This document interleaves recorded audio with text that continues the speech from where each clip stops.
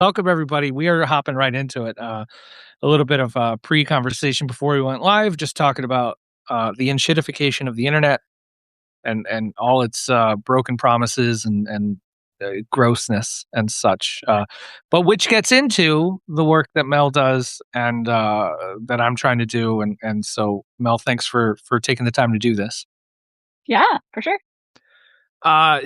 Fun. The interesting part of your story is I used to work at Apple, left Apple to do what I do now, and like that's Mhm. you. It says in your bio, you want to build a retreat center and this and that and make art and can you talk a bit about that and where you're heading with all that? Yeah, so I used to be I'm like a recovering academic. I like followed Mm, the art world, and art community DIY scene for a long time. And then I ended up working at Apple as a what they call a creative pro. So I was in a role where I taught painting, drawing, music production, video production, photography in the stores for free. It was an amazing job. sounds The job uh, did not fare well in the pandemic. It technically still exists, but by the end, I was like selling phones and like filling online orders all day long and feeling like an empty shell of myself. And I was like, please just give me severance and lay me off. Please, yeah. please, I'm begging you. Um, but that ended up not happening. I knew for about 4 years that like I didn't trust that the job would continue, and so I was, like, saving pretty, rapidly and just thinking, like, "What do I wanna do? What do I wanna do?" And I went on this hike in Arkansas.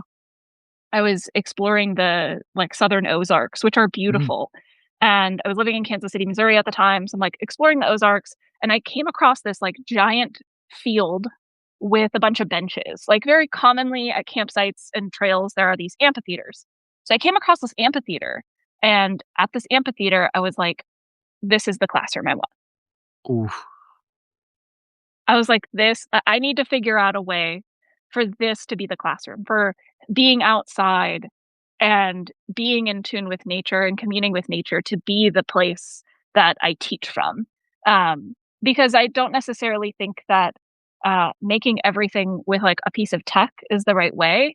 I think so much of our, like, true creativity, like, losing that job was a ticket to freedom for me in a way where I've been able to be like, okay, what does it mean for us to actually connect to the somatic, to the physical, to what can we do with a number two pencil and a piece of copy paper?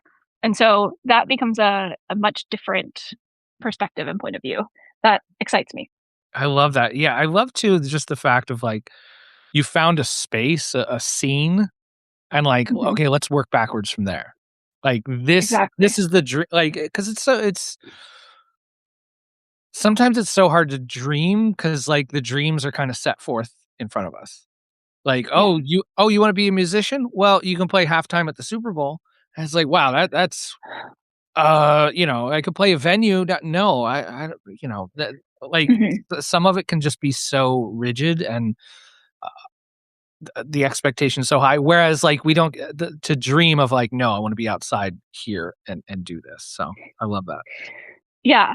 Yeah, the dream of being outside, I think, really came from I went on a yoga and meditation retreat in 2018, and I went on my first hike ever. Like, I grew up in the city of Chicago, and Mm, I was actually convinced that I just, like, wanted to play music and sign to a record label when I was a kid, and I mhm. was like, "I'm gonna be a musician," and my dad was like, "Mm, music industry is, like, really misogynistic, like, maybe go to get a degree, please." Yeah. And, so, yeah, I have always had this, like, attitude of if I set my mind to it, I'm gonna try it. I'm gonna try Mhm. something out. But nature has been the place that just like deeply surprises me every single time. Like last night, my spouse and I went to go listen to a frog bog. So there's like a Mm. bog of frogs. California tree frogs are finally Oh, singing. oh boy. Yeah, Um, and they will rattle your skull. It was like a heavy metal show. I believe it. Yeah. I love the sound of frogs like that. Mhm. Definitely up here in Pennsylvania, there's a lot of that in the little marshes, creeks, and stuff like that. Taking walks at night and just hearing them. Um, I love that so much. Yeah, and also too just the audio we get, the sounds we get from life and nature and the world, like, is so inspirational. Like, it's just Yeah, there, it's free, it's out in the open, and it's like, "Oh my goodness," like, how can I be more a part of that? So not yeah, necessarily that I need to get on a record label, no, I need to put this music out, art, sound out into the world. uh-huh. Or, like, the attunement that we have to Mhm. the natural world and how you can tell what's going on if you know how to listen to what the birds are saying. And so that becomes, like, a whole 'nother fun place to explore. Yeah, yeah. So, I'm curious because you talked about, being a musician, wanting to get on a get on the label and all that, and so you do a bit of that in your early days of, like. Yeah, so in 2009, I was really into MySpace. Oh. Um, Mhm. and so I was, like, putting out little EPs with my friends, playing I was from Chicago, so I played at the Old Town School of Folk Music all the time. Mhm. And we ended up playing a couple shows at the Beat Kitchen, we played a show at the House of Blues. Like, I was convinced that, like, that was going to be my future, and then I went to art school, and at art school, I had a very, um, wonderful and, terrible human being tell me that you can't be an artist and a musician, clearly had never heard of Brian Eno in his life, and basically said, "You need to pick." And so in 2010, I stopped playing music completely and gave up this entire part of myself, and I actually didn't come back to playing music until I got hired at Apple to teach painting, and they were like, "We want you to teach GarageBand." And I was like, "Oh, that's the reason I bought a Mac in the first place, like, that's the thing that I made all my MySpace music on, like, I would love to teach that and get back involved in that." Um, and so I started playing music again. Oh, I love that. Yeah, how much, things opened up once GarageBand came along. Oh my gosh, it's so powerful. Mhm. Yeah. I still keep it on my phone because there are times where I'm just like, "I have this idea and I need to make a beat." And so I'm gonna pull over on the side of the road and, like, Mhm. make a beat and, like, put down a couple chords, and then it's nice that I can, like, open it in Logic on my Mhm. computer later, even though I work in Ableton now. Ooh, nice. Yeah, Yeah. it's very fun to have just, like, stems that you can play with and move around and Mhm. just have a sketch of something. I think, that's where, like, technology and nature kind of coalesce and come together, where it becomes a really fun space where you can do something, like, deep in the woods. Ye Deep in the woods, absolutely, wherever you are in line at the bank or whatever like that, if you can just tap something out. Yeah, I mean, that's isn't that the technology that's wonderful to be able to help us? Because like, the music that we pull, like, so often it's just talked about of like, to sit down and do the work, and let whatever work through you. And if you're there and receptive and you take that note down and all that stuff, Mhm. or put that idea into voice memo or something like that. There's something so remarkable about that. To have these devices now that we can do that so easily. That is what a great use of technology. Yeah, it's why I like the dumb phone movement. I'm like, "Cute." It doesn't have voice memos, so I'm not Yeah, interested. yeah. I know. I love all. I've definitely been fallen in the. I had to get rid of the Substack and YouTube app from my phone. It was just too much to dive into all the time. But all Stacks are the other tougher. stuff? Are you kidding? There's amazing things that you can do with Mhm. these Yeah. phones. So, yeah, to your point, like, th isn't that something too? I'm like, it's reclaiming the kind of the things that we can do on these devices and not be well, I don't know if temptation is the word or maybe, but it's just like, they could be used for such good. Yeah, I think, that's part of why, like, you and I have this sort of we've got a similar vibe in that I want people to use social media less and to, like, reclaim that time. Mhm. Because my part of my, like, whole shtick of the things that I put out in the world is trying to get people to use less harmful tech tools, but I'm not, like, anti-tech. Mm. I'm a Luddite when it comes to AI, but that's a whole different Mm, conversation. yeah. That's like an ethical Sure, conversation. sure. Yeah. But I think the way that I think about technology is that it is an enabler when you are using it with deep intention for the right things. If you're using it versus letting it use you, and it's very easy for it to use you because of how addictive the platforms have become. Mhm. But if you make your phone, like there's this thing on an iPhone called assistive access, and I have Mm. a whole YouTube video where I like go into how I set it up, and it basically turns your phone into a dumb phone. So you can only choose specific apps that you can use, and you can't use anything else. Mm. It disables Apple Pay, which I wish it didn't do. If it allowed me to like tap to pay, I would Mm. leave my phone set up like that always because it's like Wow. ugly to look at Yeah. and function only over form, which I think artists, we need we need a box, like we need rules um, to really get to the point where we're ready to make things Big or time. be open to the making happening. Yeah, and so much of where I fall in this the what I write about and what I talk about all the time is things have skewed so much for artists to lean into, like, I'm a full-time marketer. You know what I mean? Like, I'm always I gotta Mhm. be on social media, market my work and market, market, market, and how do I stand and it's like, yo, like, not doing that 3 hours a day and focusing on practicing scales or, painting or just walking in the woods doing nothing would probably be so much better for your artistic career, creative career than that for you know what I mean? Yeah, so that mini blog that we talked about before we started recording, that mini blog was me going through this program I made last year called The Hiker's Way. And part of the program, I promoted the program on both YouTube and TikTok. And Mm, in the promotion on TikTok, I was posting every day, sometimes 3 times a day. sure. Because once I found my way into the TikTok heating tool, I was spending a full-time job, like 36 hours a week on TikTok in order to promote this thing. And then when I looked at my like back end website stats, I learned that none of my traffic or sales for this were brought by TikTok.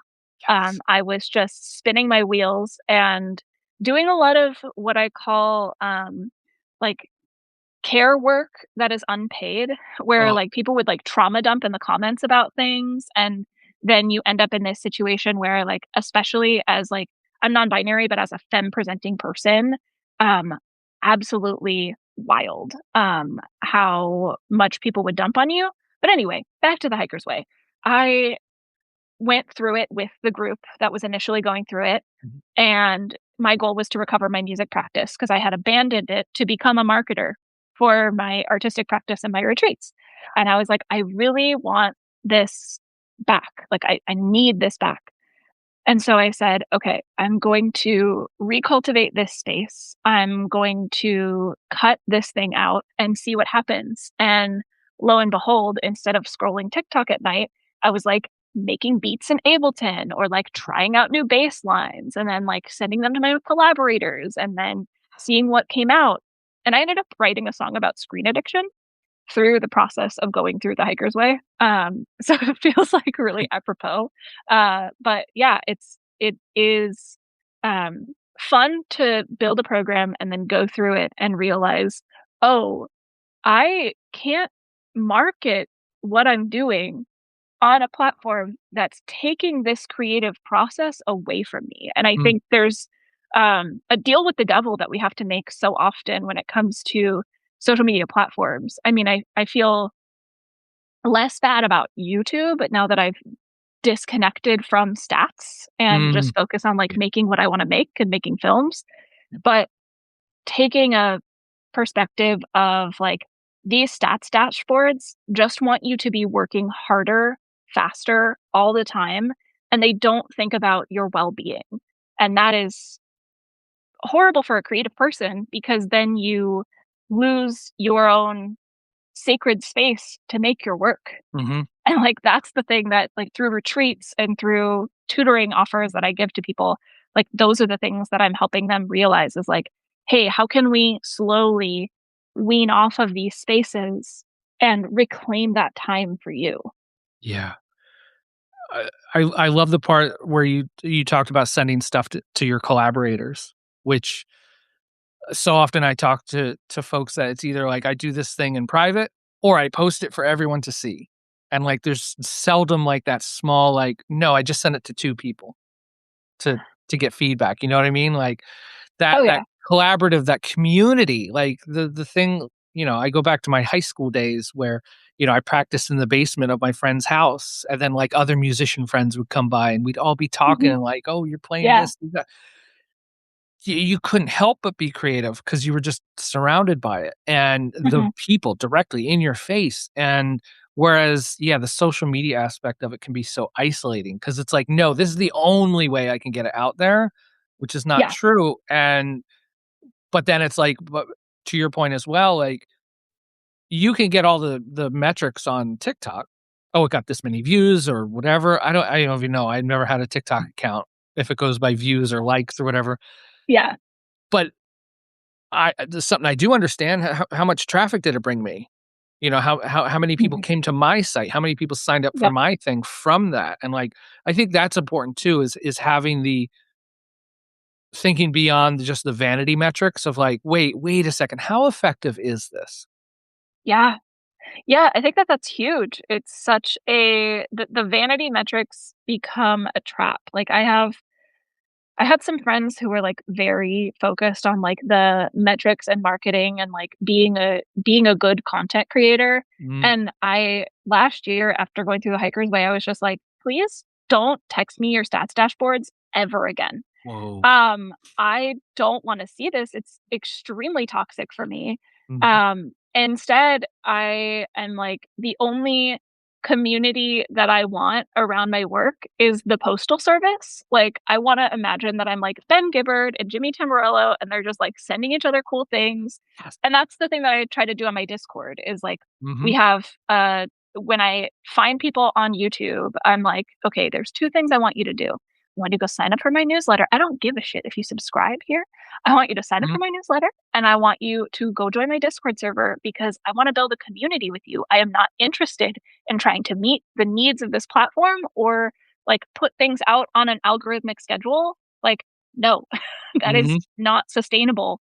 Um, I wrote this piece on Substack, I think it was at some point last year, where I was like, it's not, my grandma used to always take like the rural roads everywhere mm, and I think about it this way of like, I asked her, "Why do you do this?" And she was like, "It's not I do this not to get there fast, but so that my brain feels good when I arrive." And ooh, so I think that's another thing that I feel like as artists we don't think about enough is like we always see the destination and we wanna get to the destination so bad, but we're unwilling to, like, think about the route and how shitty the route could be if we mhm, are, like, yeah. allowing ourselves to be blinded by stats. Yeah, the stats, I'm sure you or, people have gone viral, and what comes from that, Mhm. your phone just buzzing and the Being negative. misunderstood. Yeah, yes, Noah Kalina, the photographer, had something go viral on Threads, and he brought it up. It was context flattening, I think, Mm, where someone, one of his photos, went viral on there on Instagram Threads, and almost all the comments were like it went viral, and almost all the comments were like, "That's AI, that's this, that's that, this is fake, that's fake," because there was no context. They didn't know that he's a photographer for the past 20 some years and doing this as a living and, like, context flattening. So, like, yeah, the rush for the virality, like, mhm. usually great, those numbers are cool and, like, whatever, but who really sticks around after that? And he posted, the stats, Yeah. a screenshot of it, exactly what we don't wanna see, but it's just like, "Oh, Instagram, like, blessed you with, oh, all these people," like, they shot their fire hose Mhm. at that. Mhm. Next day, it was like, bloop, right back down. They turned off the fire hose, you're Mhm. done, it's on to someone else, like, and Yep. just repeat, rinse and repeat, that's all it is. Well, it goes back to the enshittification problem. Like, I can't stop thinking about uh, the line in enshittification where Cory Doctorow is talking about the, like, carny who rigs the game. Oh, yeah, the big teddy bear thing. The big teddy bear thing. Like, Big the carny rigs the game so that one guy is walking around the carnival with the big teddy bear, and then everyone feels like they could also go get the big teddy bear.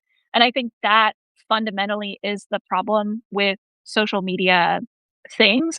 I also realized pretty quickly once I had a couple of videos go viral on both TikTok and on YouTube is that the way that you gain virality is by being incredibly toxic. So saying that you have a hot take or mm, coming onto the screen sort of dysregulated and really angry. And my goodness, the internet loves to see someone that they perceive as a woman angry and have lots of thoughts and lots of ideas about that. And one of my biggest videos was about like why art schools keep closing, and I was trying to argue that art school didn't necessarily make me safe for my creativity. It told me and normalized working for free. Like I was making these arguments in it that have led me to keep it up because I feel like the arguments were salient. mhm. But the response that I got from that video was, "Oh yeah, college should be abolished. There just shouldn't be college." And I'm like, "No, incorrect." Yeah. It's wild how easy it is to get caught into deep misinterpretation on the internet. I I you had mentioned it before, but, like, the amount of what you called it care work, I think, right? Mhm. Yeah. Um, I had talked to, someone else, a client of mine that was doing a podcast, and, it just wasn't growing or this or that, and it turned out that, like, whenever they would put out a podcast, they would be on Instagram DMs, like, into the night, like, till midnight, multiple nights, just, like, DMing with people. And I was like, "Well, no wonder you have no time to, like, grow your thing, you have no time to decompress from your work," Mhm. and, like, if because the social media part, like, responding to comments or responding to DMs, that's a whole Mhm. other part-time job now, and that Yeah. so many of us we don't have enough time for everything as it is to do our laundry, let alone, like, spend 4 hours a day in our DMs, like Yeah. No, I left Instagram in January of 2025 for the same reason of, like, I was getting clients through Instagram, mhm, especially for my retreats, like, it was my, like, main driver for retreat clients. However, people would be in my DMs, and I would be, like, sitting there, my spouse and I really like to play this game Baldur's Gate, which is like D&D. okay.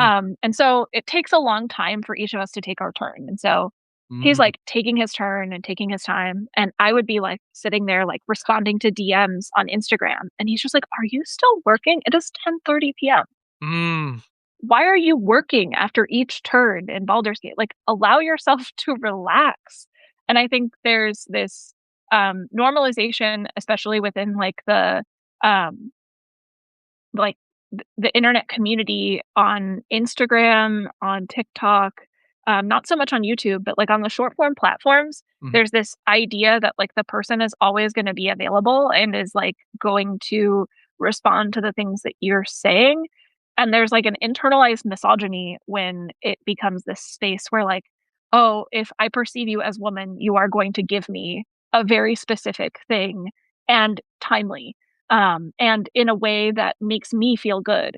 And I worked in customer service since mm, I was 16, and I don't want to work in like customer service in that way anymore with just the general public. I think sometimes people will like make comments on my YouTube channel, and if they're just like unhinged, I just like block them from my channel. I'm mm, like, that I'm not your therapist. This is not my responsibility. Like, oh, I am just a person trying to talk to you about my art, my classes, and the things I'm putting out there on the internet to survive as a human. mm, Um, I'm I did not sign up to be like random people's therapist or um, you know, especially when it comes to the free thing where people will just start asking me things that should be a client meeting oh, in yeah, like mm, in a free conversation. And I'm like, "No, no, no. This is a thing that you need to pay for. Like, I yes, don't just give this out for free. I can't afford yeah, to do that." right? Um, and yeah, I wish we didn't live under late stage capitalism, but we do. And so Mhm. like I have to charge for my services. Right, as you said that you learned in art school, right? Like the work for free stuff. Like Yeah. that idea that if you do all those DMs, that if you answer everybody's thing timely at 10:30 PM or 6 AM, like before you Mhm. even get out of bed, like that's gonna turn into revenue. That's gonna magically turn into like bookings and all this stuff. Whereas that's just not sustainable because to all that time and Right. energy.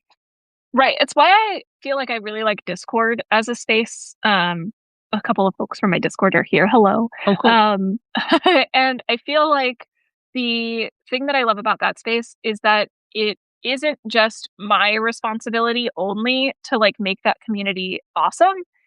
Mm, It becomes a shared effort, and that is far more sustainable when it's that shared yeah. effort and when people are invested in like showing up in a place and like sharing what they think with others and just like seeing the way in which it's become like a collaborative care effort makes me so excited to show up there because I'm like, okay, these people get it. Mm, These people care and they care about each other.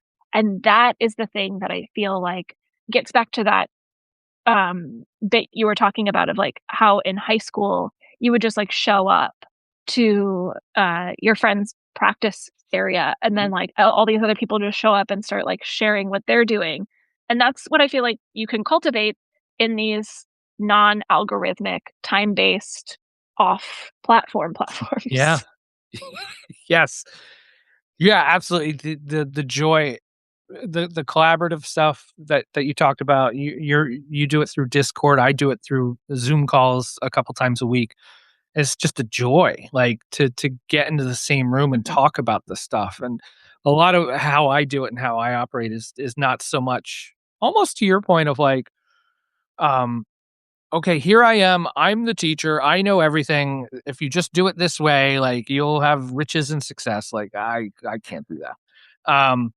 But a lot of my calls turn into like, oh, this photographer and this artist, people that have been doing it for 20 years, people that have been doing it for 2 years, both somehow helping one another out, different perspectives, this and that, which I think is just key in all of this too. Like the community aspect, getting the right people in the rooms to empower and strengthen, give like kind of permission to one another to like do the stuff how Yeah, you do it.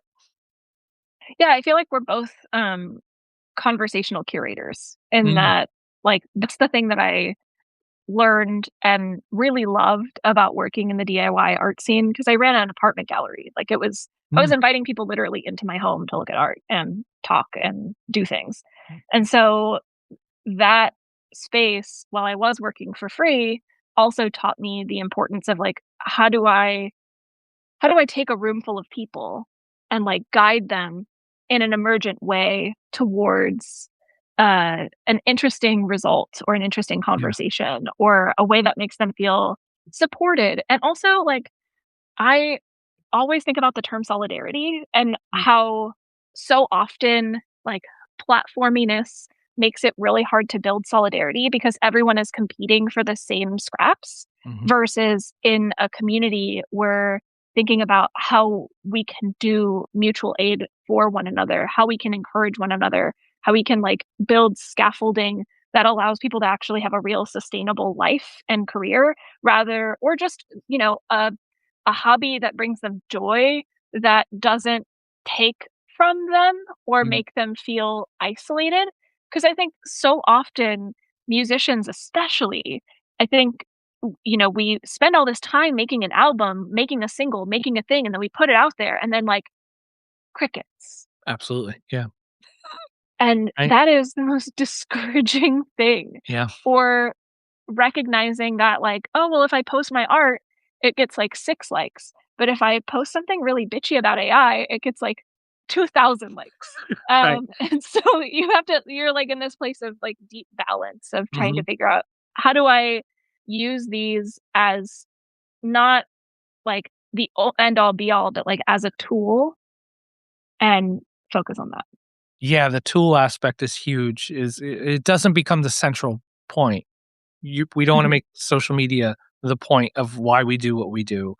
or a lot of the stuff. Like oh, Seth talks about newsletters all the time. I don't want the newsletter to. I don't want to live in the newsletter. Like, Yeah.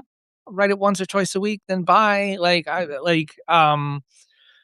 Because I'm more trying to get to the conversations that happen, Mhm. off screen, on a Zoom call, whatever, in person. Yeah, so I feel like so much of what we do offline, off of the public facingness of it, I Yeah. think just helps so much more when anything does eventually get online.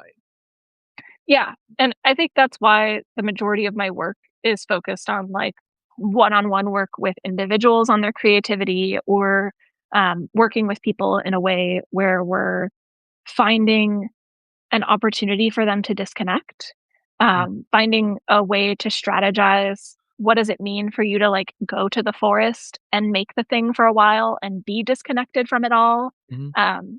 and I've been camping and hiking and backpacking so long now that I'm like, "Okay, I can find you a really solid campsite and also write you a lesson plan to do at that campsite."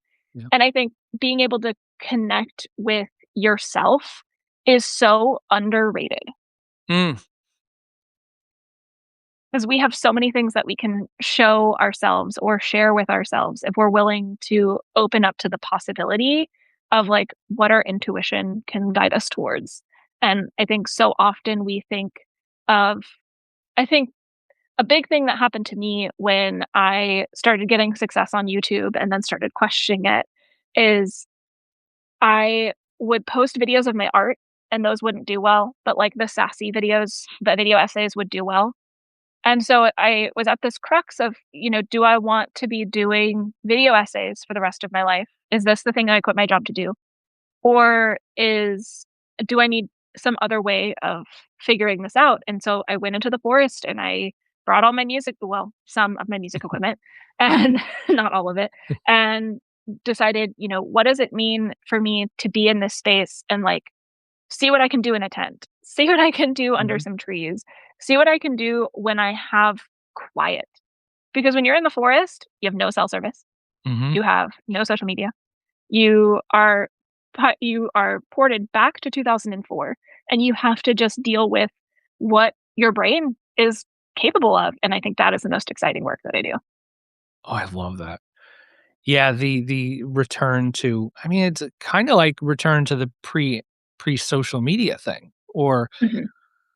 of like, that it wasn't such a rush to, like, make a thing and quick put it up on social media to, like, get feedback or whatever, like, to take time to be away and make the things.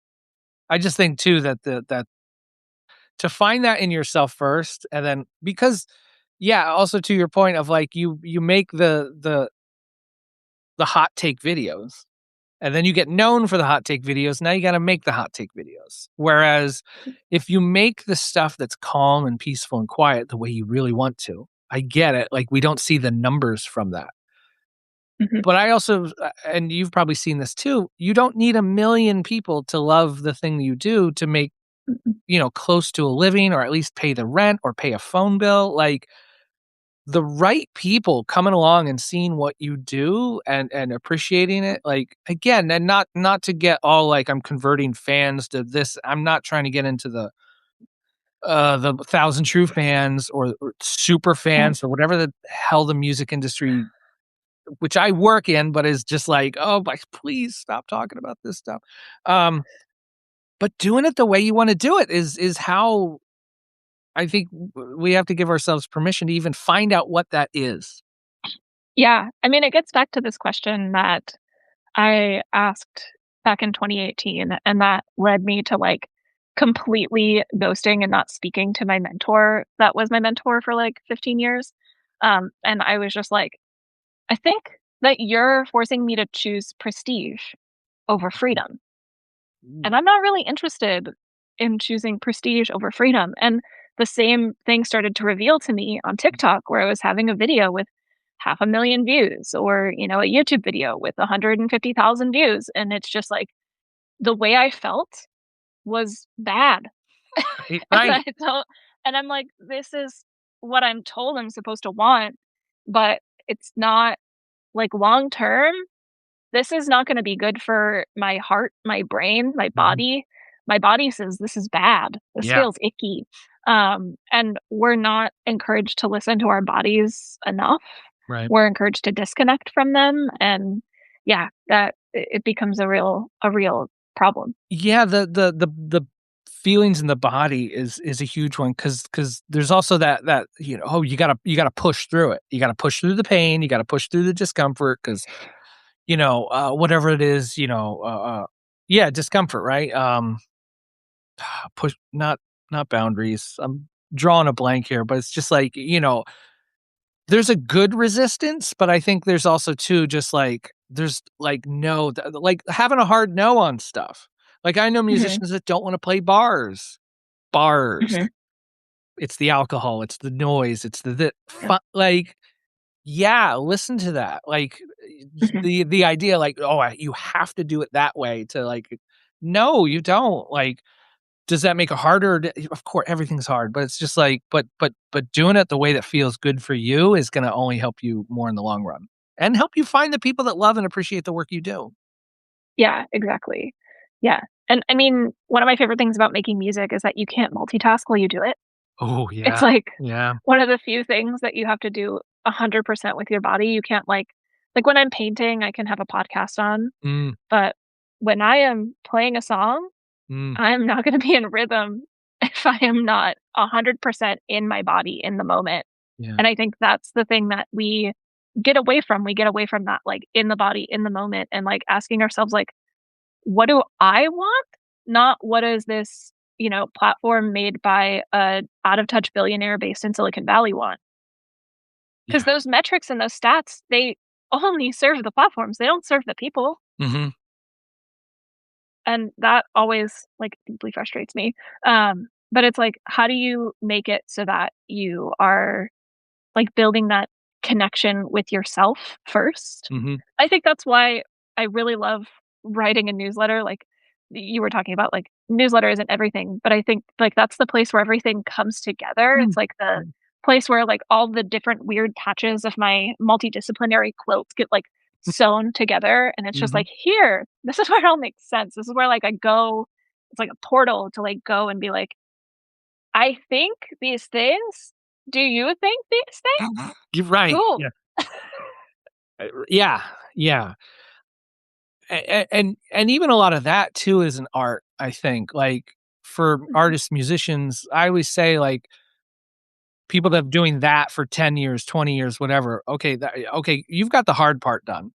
Great, you've done that. Like writing a newsletter, like I don't think is like playing a piano, but it takes some practice just to get a little better, and to learn how to write it and how you want to write it because there's so much common, oh, you got to write it like this and you have to do this and Uh-huh. use headlines, don't use headlines, use photos, don't you? It's just like, oh my goodness, just write a newsletter.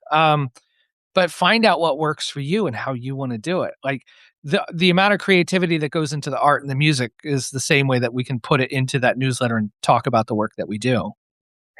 Yeah, it is also a craft. Yes, yeah. I studied writing and painting, and then I ran an arts publication for my city for 7 years, and Mhm, so I was, like, really in the weeds of the craft of writing, mhm, and I think that is one thing that, like, does sometimes get overlooked where people are like, "But wait, like, how do I write a script?" Or, like, "How do I, like, phrase something in a good way?" And I'm like, You do it by practicing and being bad mm, at it for a really long time."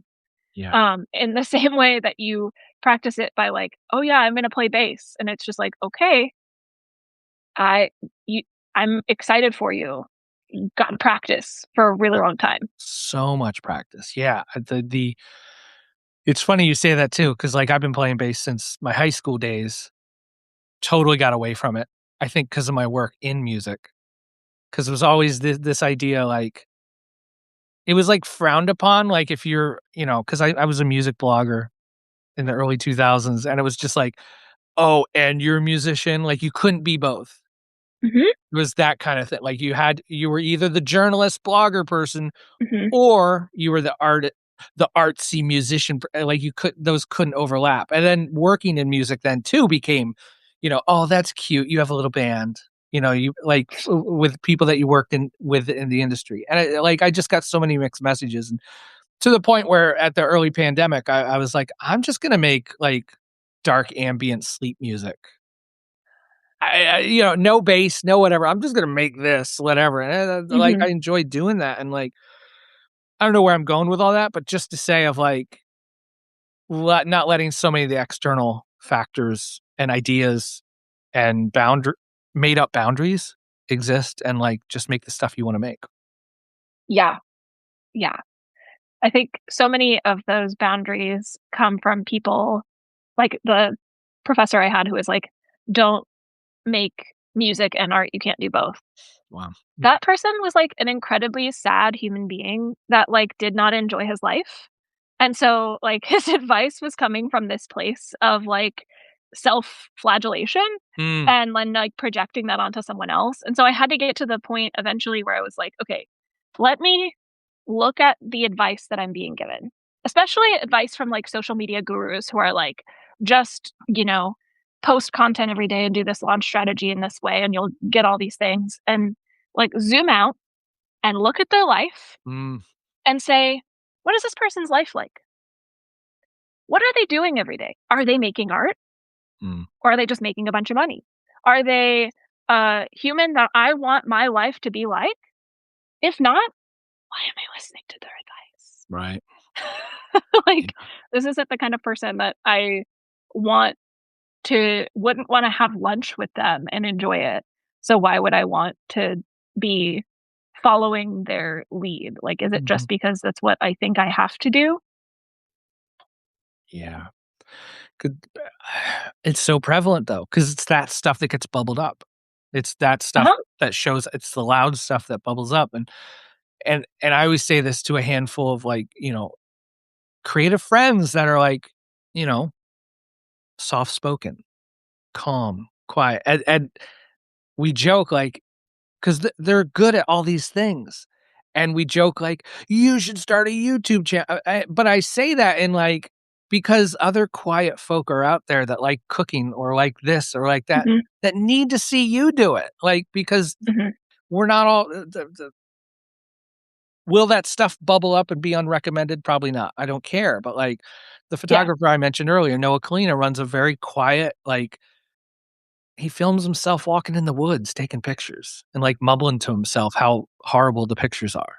I love that. Like, it's not like, "Here's my new camera, and it has a 35 whatever." I don't like there's that, great, but, like, There's affiliate links to right, yes, people, yeah, and then there's, totally, like like, yeah. there's that, but, yeah, I don't wanna listen to that, and I think about it too, like, I kinda picked up some cameras, getting into some of that stuff, and the stuff I learned from watching him is not, focal lengths but it's just like, I'm gonna walk in the woods Mhm. and do this the way I wanna do it, which I think is wonderful. I don't know many people that are doing that because it gives me permission to be like, "Oh, wait, I could just walk in the woods and take pictures."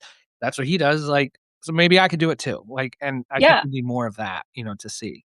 Yeah, I walk in the woods and make paintings. My Yeah. favorite YouTube videos to make are collaborations with myself and my spouse who will film me while we're out on a hike and I'm painting. Mhm. And then I'll, like, write, like, a really nice, slow, tender, meaningful essay on top of it, and it'll have this, like, Battle of the Quiet Bands kind of vibe to it. But those videos tank in the algorithm, and Mm. I had a friend who was like, "Stop making these," and I was like, "No, I don't wanna listen to your advice anymore. I don't think that you're a fun person to be around." Like, Oh, no. I like, I'm angry, I'm getting upset over that. Oh my like, goodness. I need to make these because this is my art. Like, I think making a video can be an art practice, and Mhm. that's why I've stopped being like, "Yeah, I'm making YouTube videos." I'm like, "No, fuck that. I'm making short films. Mm. These are short films. These are things that I'm making with deep intention, and the people I'm making them for are the people in my Discord channel. Yeah. And I don't really give a shit if I only get 500 views Mhm. because those are five if I played a show to Oh, 500 people, oh my if I had goodness. an art opening where 500 people came, I would feel amazing. Mhm. And I think this, like, fundamental obsession with, like, everything needs to be focused on, like, metrics and how good your performance is, I think really gets down to this place of, like, it is a recipe for, like, depression and anxiety and, like, an Oh. absolute addiction, Mhm. and I don't find it very healthy. I'm just like, I'm gonna do the things I wanna do, and I don't care if they perform. And hopefully, over time, by being, like, persistent and stubborn as hell for as long as I am, eventually people will find it. And it's why I'm, like, excited to come do things like this, where I'm talking to you, to go be Mhm. on podcasts, to, Mhm. actually have conversations with people where I'm able to say, like, "Hey, these are the things that I'm doing. These are the things that I'm interested in. These are the things that I'm passionate about and that I will keep making forever Mhm. and care about." And if that never leads to 100,000 views on YouTube again, good. That means that I get to be self-regulating and I get to, Mm. like, post a thing, connect with my, like, small group of people, teach a class to them, maybe do tutoring sessions with a couple of those people, maybe have 1 or 2 of them sign up for a retreat, and then, like, go back to just being a person. Imagine. Right, yeah, I love what you said about, like, I make these videos and, for the people in my Discord. Like, here it is, you're gonna tell them, "Here's the link, you can watch it, cool," and then you're back to doing what you do. Like, it's not like, I see way too many the algorithm thinks I wanna be a YouTube sensation, and it shows me these optimization like, Mhm. okay, the first 10 seconds, you have to I was like, Wait, why am I watching?" Oh, that's why I had to take the app off my phone. Um, it was just I like, mean, so much do you optimization. the question I always have to ask when I Mm. see the dashboard of YouTube is I say, "Do I wanna be Mr. Breast?" I mean, Mr. Beast. Do I do I wanna be him? Either Do or, I think right. So do I think that guy is yeah. is having a good life? No, he's doing Squid Game. Like, Mm, that is sociopathic behavior. Like, yeah. when I look at the people who are really, really successful on YouTube, I'm just like, "Man, they have to fight for their privacy. They have to Yeah. fight f" like, the exchange for fame is such a taker, and then they also end up doing all these collaborations with, like, Amazon, Walmart. Facebook, Walmart, Palantir, OpenAI, and all of these companies where I'm just like, "I read Lord of the Rings and know that Palantir was bad. Like, why are we associating with Sauron? Like, if Mhm, your if your strategy is Sauron, maybe we're not a values aligned kind of person." mhm. And so yeah, it's a yikes. So, yeah, so Yeah. making the quiet, making the calm. I say that too with, like, the live stream stuff. Like, live stream doesn't always have to be faces and stuff like that. I love, uh, um, uh, I've drawn a blank on her, Beth Spencer, who does Introvert Drawing Club, does Mhm. videos or lives of, like, top down, like, here's me drawing, or here's me, like, doing, collage work and stuff like that.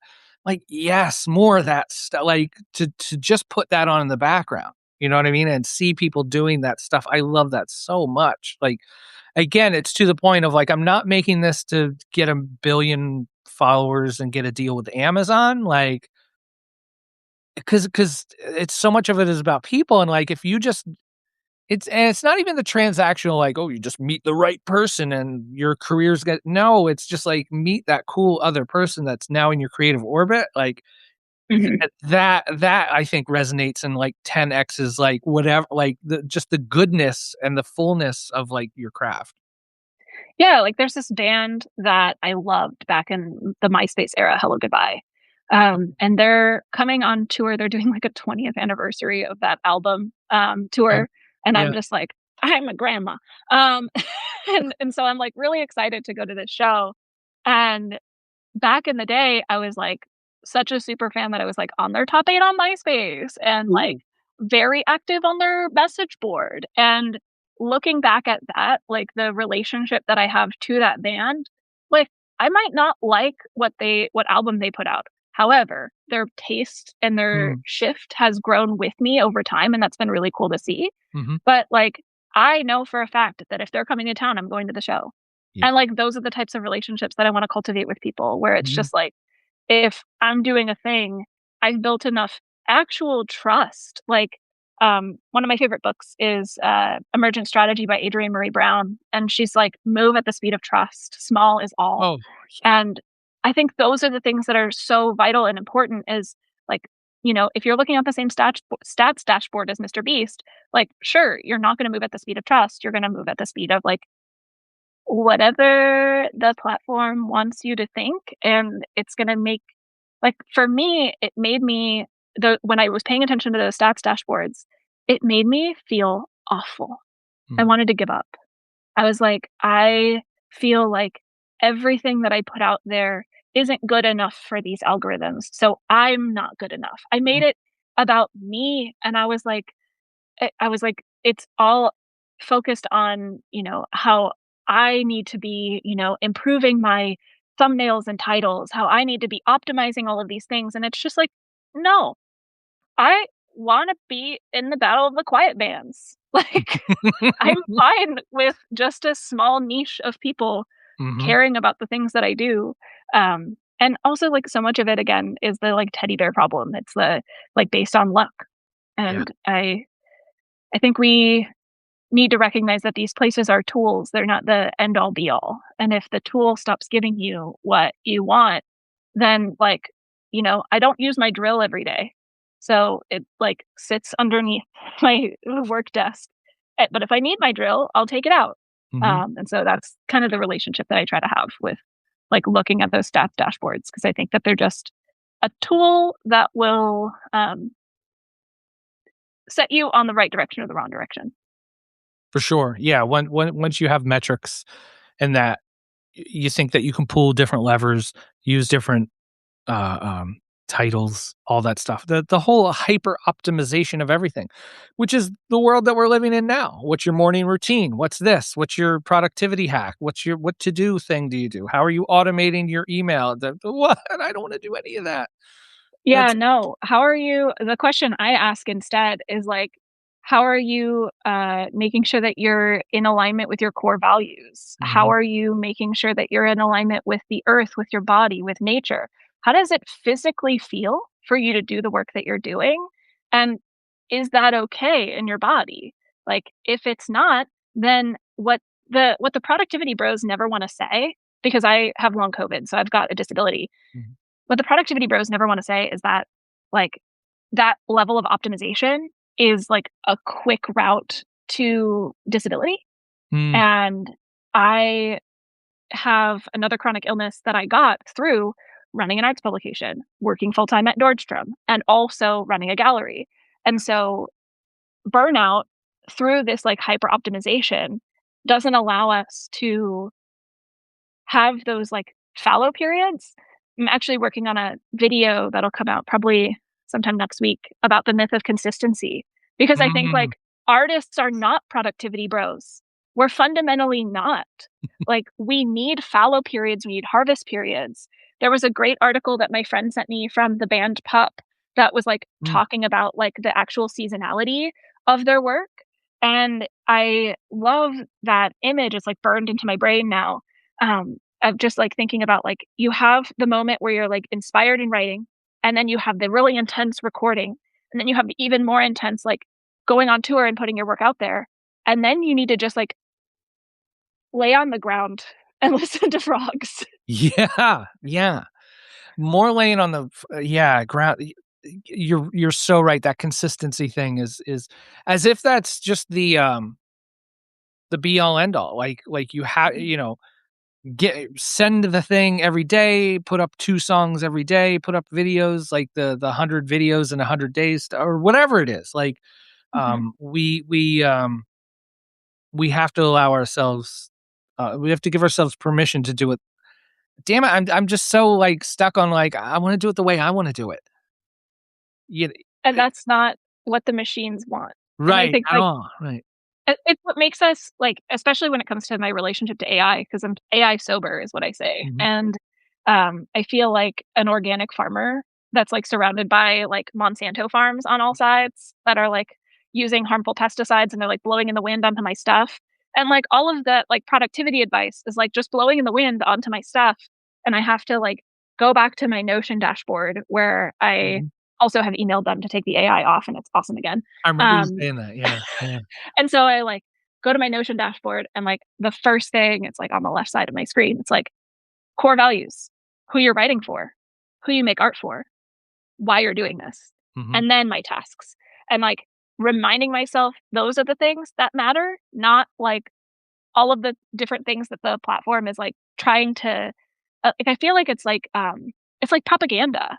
mm, Like, I took enough media studies classes in art school to, like, recognize and, like, see propaganda, and, like, when you start making videos on a platform, the things that they start sending you are, like, videos of people who are, um, almost, like, prioritized by the platform because their whole goal is to tell you to make more videos for the platform and to optimize them for the platform. When really that's, like, gonna drag you out of the whole reason why you're doing this in the first place. Like, you're doing this because you're an artist, and mm, these companies and AI crap, like, they want to just replace and take from artists because they don't want to spend the time cultivating, like, the skill and talent required to do the work. mhm. And so they're just gonna have, like, deeply unsatisfying lives with a whole lot of money and no art. Whew, yeah. That's it. Yeah, the feeds are insatiable. They need more quote unquote content to fill it up, and yeah, we do that as fast as we can. Maybe you'll hit it big. Just keep trying, just keep pulling the lever, that, Yeah. and yeah, no thank you. I don't want to do that. So um let's end on that. Can we just end on one more part? I want to, if you have time to, Yeah, I totally. just want to go back to the trust part, and I think that's Mhm. so important in all this to take away, not just like, because you and I could talk of like social media yuck, but like the trust part, and how to foster that, and how to, because it's such a core of like, one, for ourselves, to trust ourselves, trust our gut, but also to trust that like it takes time, but to develop trust with people that come into our orbit, and like the process for that. Yeah, I feel like the process for that trust, I'm so glad you asked this question. I think that the trust comes through doing the work and showing the work. It's like, in math class in 6th grade, I got one of those, like, really cool big calculators, like the Texas Instruments calculators, and I could, like, put in the formula, and then Mhm. it would just pop out the answer, right? What we all do with calculators now. But the teacher was like, "No, no, no, no, no. You need to show your work. You need to actually, like, show me that you fundamentally understand how to do this." And as a teacher, as an educator, as a person who's like, "Pay me $300 and I will build you a creative retreat in the forest," like, I'm asking a lot of someone when I put out an offer like that. So I am having to say, "Okay, if this is what I wanna do, if this is what I wanna offer, I have to make people trust me by showing that I actually do it." Mm, Like, those videos that don't perform well are absolutely freaking essential because those are the things that allow me to build that trust to say, like, here's me going out and doing it. Here's me making the art. Here's me actually, like, producing the paintings. And this was the thing we were going to talk about, like mm, going to the makers markets and selling the work, um, and like doing the things in person. Like, all of those things are baby steps towards what it means to actually, like, fundamentally care mhm, about the people that you're building that trust with, but to care about the practice yourself enough to really show the work so that people trust you. Because if you're not doing the work and you're just saying do the work to other people, mhm. why should they trust you? Like, it becomes this situation where it's just like content creators coaching content creators about coaching content for coaching content. Like, I think it just becomes this, like, infinite loop of, like, make things for the platform to feed the platform, and then it's just it's a square. And what we need is, like, weird amoebas of actual chaotic work. Like, I'm an artist, which means that sometimes I make music, sometimes I make films, sometimes I make photos, sometimes I make paintings, sometimes I make writing. All of these different weird things are things that I want to put out there and show to the world. And that is fundamentally where I build trust. And it's why, even though selling my own art isn't necessarily something that I do successfully on my website, like, occasionally I will sell an original. but most of what I, share on my website are the services that I offer, but the art has to be there Mm, because the art and the things that I'm making are what build that trust. So people can see, "Oh, this person is making the art. Oh, this person is doing the work. I see it and I can trust that they will be able to guide me because mm, they're doing the thing." And so that's the thing that I find so important, and like what I try to do in all of my newsletters is like talk about my own struggles and my own, you know, setbacks with these systems and recognize that like trust is everything. And we have to move at the speed of trust, not at the speed of post every day for the algorithm. the viral note that gets 1,000 likes or something like that. No, thank you. Yeah, I just I mean, I've done those, but it just leads sure. to people misunderstanding me or Absolutely, yeah, yeah. yeah. It gets some people to come into my world of like, "Well, how do I get off of Instagram and bring all my what? Like, easy, easy. Let's just talk about making a zine or something first, you know? Like, Uh-huh. yeah. Build that trust, make Y people want to leave with you, make people, like, want to trust you enough to go explore your website. Like, I think this is one of the things that I think you do brilliantly, and that made me start following your work, is I was at, like, peak burnout with TikTok and YouTube. I was like, "I'm gonna hang this up and go get a day job." mm. And then I, like, found you on my Substack feed, and you were like, "Just focus on your website." And I was like, "Okay, I'll do that for a while." And so I spent, like, all of last fall just Oh my focusing on goodness. my website, making Yeah. my website as badass as possible, Mhm. so that once someone actually gets there, they're like, "Oh, shit.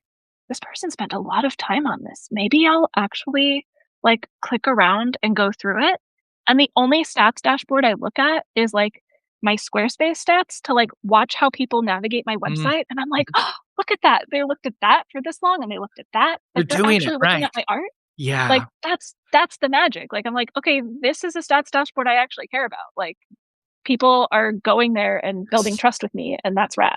That big part too of trust, like, talking about, like, how Instagram to my newsletter. Just do what, like, how you're talking of, like, you do the creative stuff, and the right people that are curious about it, they'll find out where to click, Mhm. like, Instagram makes it hard, but, like, once they do then get onto your website, then it's, "Oh, there's all this, yeah, they do this, they do that," and yeah, that's 'cause we can't get everybody.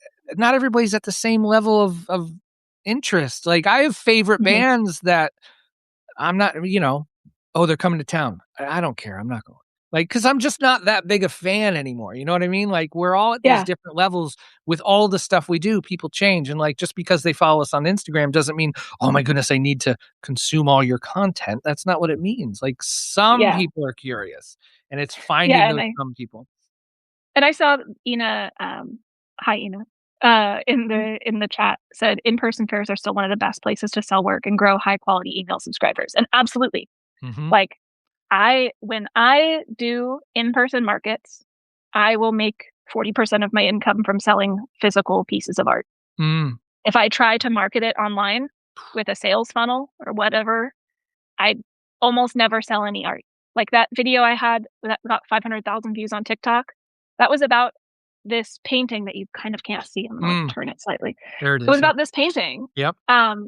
but I didn't sell a single print of this painting or From the painting, it's still here, from from TikTok, 500,000 views. 500,000 views. Um, Yeah. so I think fundamentally we, like, are able to trust you, like, it gets back to the trust part, right? Mhm. Like, in person, you see a human being, you see physical art, Yeah. you see a human being with a bunch of physical art all around, and you go, "Holy shit, this person made all this stuff. Let Mhm. me talk to them. Like, Yeah. let me have a conversation with them." And then sometimes somebody shows up and buys 5 original paintings and Mhm. 6 prints, and then, you've made what you need to make for the next month and a half. Yeah. And, like, those are those are the dreams, but they only happen in person. I've never been able to cultivate that kind of a thing online. Yeah. The thing that people will do online is they want experiences, and so that's Mm. why I, like, focus so much on those services because I feel like I can connect to those people and build that trust, and maybe Yeah. someday they'll, like, come to my gallery opening if I ever Mhm. have one in San Francisco, Sure. like, those are the things that I hope I can do, like, deep into the future, but it's like all about like building that foundation, small is all, and moving at that speed of trust. Hot damn, we're ending there. That's great. That's great. So good. Mel, thanks so much for doing this. This is so good. I loved hearing your perspective and your background, and all the work that you do, and how you navigate it. And that trust part, I think, is something that a lot of people can really take from this. The moving at the speed of trust. I love that. So, Yes, that is Adrienne Maree Brown. I will not take credit for oh, that. okay, yeah, absolutely. It is it is Yes. a absolutely badass. They are absolutely a badass Black writer. They've got a great podcast with their sister. Emergent Strategy is the book that is from, and I Okay. highly recommend checking it out. Okay. I love it. Love it. All right. Thanks so much, everybody. Be sure to subscribe and do all the nice things and say hi and stuff like that. Go Appreciate check out having my everybody website. here. Thanks so Check much out for our having me. website. Check out Mel's website. Check out my website. Whatever. Go click around. Get off the feeds. Be intentional. Click stuff. Find stuff. Discover for yourself. You have taste, not algorithms. Like figure that stuff out. So. And Hell yeah. and my cat is here. Thank you for digging into my legs. Thank you, Blue. That's the end of our call. Thank you, everybody. All right. Bye, Mel. Bye. Take care. Here we go. Say bye, Blue. And there we go. End live video. There